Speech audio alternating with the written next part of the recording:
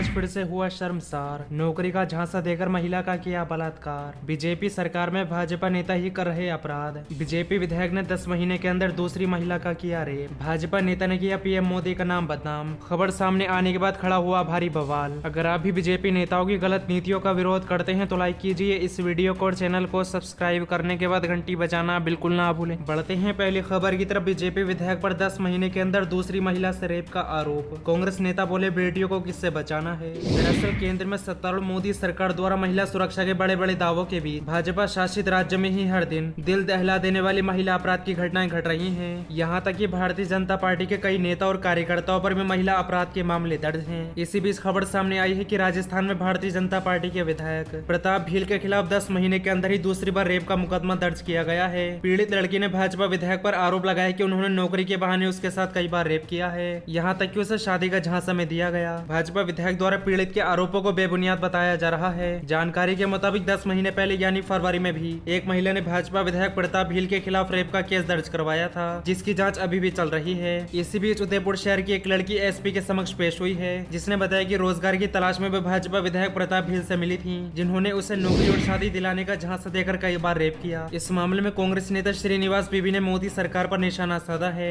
उन्होंने ट्वीट कर लिखा है कि आखिर बेटियां किससे बचाना है मोदी जी। दरअसल भारतीय जनता पार्टी द्वारा बेटी बचाओ बेटी पढ़ाओ का नारा दिया गया है, लेकिन भाजपा के शासनकाल में देश की बेटी और महिलाएं सबसे ज्यादा असुरक्षित हैं। इस मामले में विपक्षी दलों द्वारा भी आरोप लगाए जाते हैं कि भाजपा महिला सुरक्षा के बड़े बड़े दावे करती है, लेकिन इस संदर्भ में कोई ठोस कदम नहीं उठाती है। बल्कि कई ऐसे मामले हुए हैं जहां पर भाजपा रेप और दुष्कर्म के आरोपियों को बचाने का काम करती है। बढ़ते हैं अगली खबर की तरफ। मोदी सरकार पर भड़के शरद पवार, बोले चाहे जितने छापे मारो गिरफ्तारी करो, महाराष्ट्र में आपको आने नहीं देंगे। दरअसल केंद्र में सत्तारूढ़ मोदी सरकार पर विपक्षी दलों द्वारा कई बार आरोप लगाए जा चुके हैं कि केंद्रीय जांच एजेंसियों का गलत इस्तेमाल कर गैर भाजपा शासित राज्यों में सरकार स्थिर करने की कोशिश की जाती है। खास तौर पर महाराष्ट्र में भारतीय जनता पार्टी और ठाकरे सरकार में इस मुद्दे पर तनातनी चल रही है। इसी कड़ी में एनसीपी अध्यक्ष शरद पवार ने एक बार फिर से केंद्रीय जांच एजेंसियों को लेकर मोदी सरकार पर हमला बोला है। शरद पवार ने भाजपा को घेरते हुए कहा कि कांग्रेस और शिवसेना हो या फिर एनसीपी, हमारे सभी सहयोगों को विभिन्न सरकारी एजेंसियों का